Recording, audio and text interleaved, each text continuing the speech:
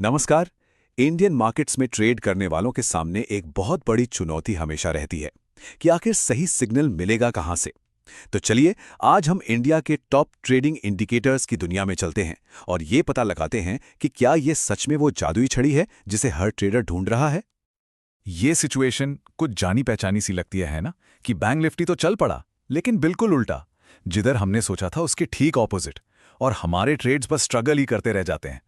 ये जो फ्रस्ट्रेशन है ना, इससे हम में से कई लोग बहुत अच्छे से वाकिफ हैं।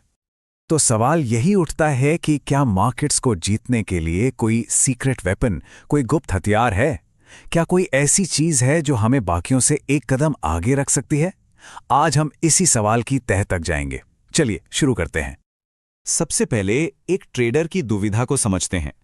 मार्केट के इस शोर और अफरा तफरी के बीच आखिर रास्ता कैसे ढूंढा जाए? देखिए, मार्केट वॉलेटिलिटी, एकदम से आने वाले शार्प रिवर्सल्स और कभी ना खत्म होने वाले नॉइस से भरा हुआ है। खासकर बैंक निफ्टी जैसे इंडेक्स में लगातार सही फैसले लेना, सच कहूं तो लगभग नामुमकिन सा लगता है। तो इस शोर से निपटने के लिए ट्रेडर्स आखिर किन औजारों का इस्तेमाल करते हैं? आइए इन सिग्नल्स को समझने वाले कुछ सबसे जरूरी टूल्स पर एक नजर डालते हैं। हमारा सबसे पहला टूल है एक्सपोनेंशियल मूविंग एवरेज, यानी कि EMA। अब ये है क्या? देखिए, ये एक ऐसा टेक्निकल इंडिकेटर है जो रीसेंट प्राइस मूवमेंट्स को, मतलब जो अभी अभी दाम बदले हैं, उनको ज्यादा वजन देता है।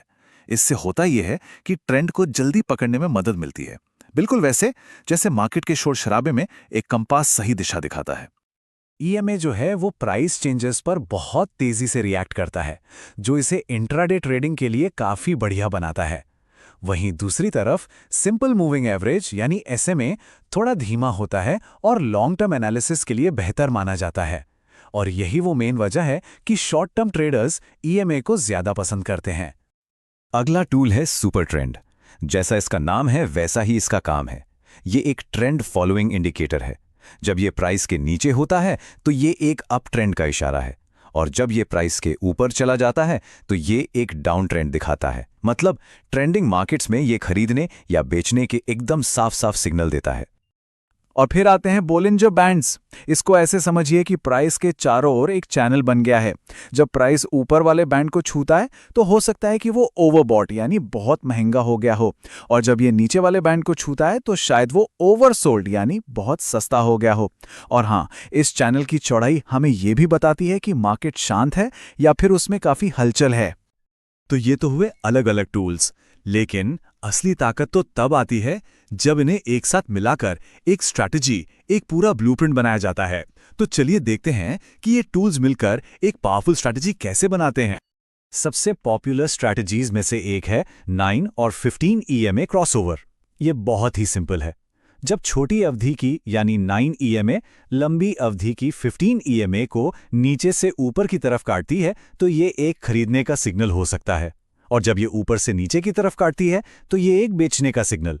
लेकिन हाँ, हमेशा वॉल्यूम में बढ़ोतरी या RSI जैसे दूसरे इंडिकेटर से इसे कंफर्म करना एक अच्छा आइडिया होता है। एक और जबरदस्त स्ट्रैटेजी है जो बोलिंजर बैंड्स और सुपर ट्रेंड को मिलाती है। इसमें हम ऐसे स्टॉक्स को ढूंढते हैं जो 100 पीरियड बोलिंजर बैंड के काफी बाहर ट्रेड कर रहे हों, जिसका मतलब है कि वो बहुत ज्यादा ओवरसोल्ड या ओवरबॉट हो चुके हैं। फिर एंट्री कंफर्म करने के लिए हम इंतजार करते हैं कि प्राइस पलटकर सुपर ट्रेंड लाइन को क्रॉस करे। ये स्ट्रैटेजी सुनने में तो बहुत अच्छी लगती है ना, लेकिन अब एक रियलिटी चेक का टाइम है। क्या होता है जब ये सारे सिग्नल्स फेल हो जाते हैं? अक्सर इन स्ट्रैटेजीज को एक गेम चेंजर की तरह पेश किया जाता है, एक ऐसा तरीका जो मार्केट की अफरा तफरी को मौके में बदल सकता है। और यही वो वादा है जो कई ट्रेडर्स को अपनी ओर खींचता है। लेकिन फिर हमें एक दूसरा नजरिया भी मिलता है। भाव ही भगवान है। ये एक बहुत ही पावरफुल आइडिया है जो कहता है कि कीमत यानी प्राइस ही सब कुछ है। जब भगवान यानी प्राइस ठीक सामने है तो कहीं और देखने की जरूरत ही क्या है? ये बात हमें सोचने पर मजबूर कर देती है। तो सबसे जरूरी बात यह है, सिर्फ इंडिकेटर्स पर आंख बंद करके भरोसा करने के अपने खतरे हैं। जब मार्केट एक दिशा में नहीं चल रहा हो, मतलब साइडवेज हो, तो ये इंडिकेटर्स बार बार खरीदने और बेचने के झूठे सिग्नल दे सकते हैं, जिससे नुकसान होता है। ये पिछले डेटा पर आधारित होते हैं, तो इनमें हमेशा थोड़ी देरी होती ही है, और हाँ, ये ज़रूरत से ज़्यादा ट्रेड करने के लिए भी उकसा सकते हैं। तो इसका मतलब ये बिल्कुल नहीं है कि इंडिकेटर्स बेकार हैं। इसका मतलब ये है कि हमें किसी जादू की तलाश नहीं करनी है, बल्कि हमें समझदारी से ट्रेडिंग करनी है। हमें इन टूल्स को एक बड़ी पिक्चर में फिट करना होगा। और उस बड़ी पिक्चर का पता है सबसे जरूरी हिस्सा क्या है? Risk management. हाँ, माना कि ये ट्रेडिंग का कोई ग्लैमरस पार्ट नहीं है, पर सच तो ये है कि यही वो चीज है जो एक ट्रेडर को मार्केट में टिकाए रखती है। एक बहुत जरूरी नियम है कि किसी भी एक ट्रेड पर अपनी टोटल कैपिटल का सिर्फ एक छोटा सा हिस्सा, जैसे कि सिर्फ 1% रिस्क पर लगाना चाहिए। एक डिसिप्लिन ट्रेडर का फ्रेमवर्क कुछ इस तरह दिखता है। इसकी शुरुआत मार्केट खुलने से पहले ही एक प्लान बनाने से होती है। सिग्नल्स का इस्तेमाल सिर्फ तभी करना जब ट्रेंड एकदम साफ हो। अपनी पोजीशन का साइज इमोशंस के आधार पर नहीं, बल्कि पहले से तय रिस्क के आधार पर कैलकुलेट करना। और हमेशा हमेशा एक स्टॉप लॉस और बाहर निकलने का साफ साफ प्लान रखना। आखिर में एक ट्रेडर का असली टूलकिट सिर्फ इंडिकेटर्स नहीं होता। ये एक साफ सुथरी स्ट्रैटेजी, एक अनुशासित साइकोलॉजी और सबसे जरूरी मजबूत रिस्क मैनेजमेंट का एक बैलेंस है। इन्हीं तीनों का सही बैलेंस ही असल में कामयाबी को डिफाइन करता है। तो आखिर में ये सवाल खुद से पूछना बहुत जरूरी हो जाता है, हम एक सिस्टम बना रहे हैं या सिर्फ सिग्नल्स के पीछे भाग रहे हैं? क्योंकि देखिए, असली सफलता अगले सिग्नल को ढूंढने में नहीं है। असली सफलता एक मजबूत, एक डिसिप्लिन्ड और एक बेहतरीन तरीके से मैनेज किए गए ट्रेडिंग सिस्टम को बनाने में है।